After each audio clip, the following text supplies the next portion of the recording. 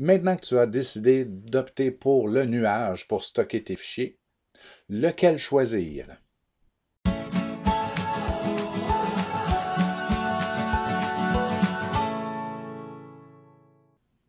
Avant d'aller plus loin, est-il vraiment nécessaire de faire un choix? C'est à vous de décider. Au centre de service, vous avez une opportunité incroyable qui est d'avoir un choix. Donc, vous avez deux nuages, deux espaces info nuagiques de stockage qui vous sont accessibles. Premièrement, vous avez Microsoft OneDrive qui est lié à la suite Office 365 et qui fonctionne particulièrement bien avec Microsoft Teams. Donc, le Microsoft OneDrive a une limite de stockage d'1 teraoctet. Donc, on va se dire pratiquement pas de limite. 1 teraoctet, c'est 1000 gigaoctets. Donc, 20 fois plus que ma clé USB ici de 64 gigaoctets. Et vous avez, bon, pas tout à fait 20 fois, c'est 17. Et vous avez de l'autre côté Google Drive, qui aussi est un espace infonuagique, cette fois-ci qui vient avec la suite des outils Google, qui n'a pas de limite de stockage. Donc, 1 teraoctet ou pas de limite, on va s'entendre. Dans les deux cas, il n'y a pas de limite, mais ici, vous pourriez dépasser le 1 teraoctet. Dans les deux cas, les plateformes fonctionnent très bien sur les ordinateurs PC, Mac, les cellulaires, Android, Apple, les tablettes, les Chromebooks, mais à l'avantage de Google Drive, le Google Drive est un outil natif sur le Chromebook, donc il fonctionne sans aucune installation. Il fonctionne comme si c'était le disque dur. Donc, dans les deux cas, vous avez une application que vous pouvez ajouter à votre ordinateur. Et si vous avez l'intention de travailler plus avec Teams, alors on vous suggère de vous diriger du côté de OneDrive. Si vous avez l'intention d'utiliser Classroom, vous pouvez utiliser Google Drive. Et il est possible que vous utilisiez les deux outils. C'est notre cas.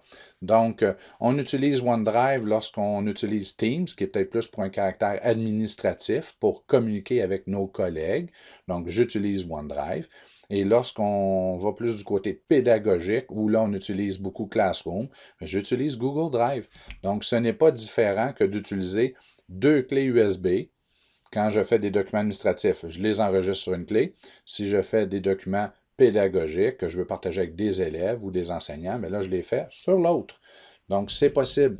C'est à vous de savoir si vous êtes à l'aise à utiliser les deux ou tout simplement utiliser un outil et aller stocker tous vos fichiers à cet endroit. Donc, dans les deux cas, pour avoir un service similaire, si vous n'étiez pas à l'emploi du centre de service, vous devriez payer pour avoir un espace de stockage comme celui-ci qui est pratiquement illimité.